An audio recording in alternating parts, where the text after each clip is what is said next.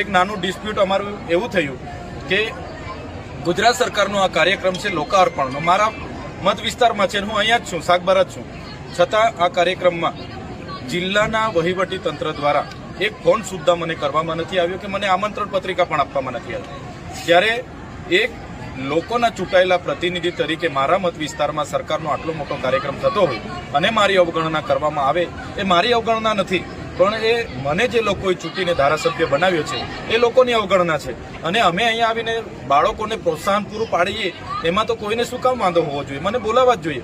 છતાં અવારનવાર જિલ્લા વહીવટી તંત્રના અધિકારીઓ અમને આ પ્રકારની અવગણના કરીને અમને ઉશ્કેરવાના કામ કરે છે, અમને એકબીજા પ્રત્યે લડાવવાના, દેશભાવ ઊભા કરવાના. અહીંયા શિક્ષણનું બાળકોને પ્રોત્સાહન આપવાની જગ્યાએ પણ આ વસ્તુ લઈને બેસે છે.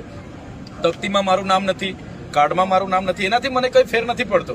અમે તો લોકોના મનમાં વસેલા છે, લોકોના દિલમાં વસેલા છે, અમને તકતી ભક્તિથી જરૂર નથી.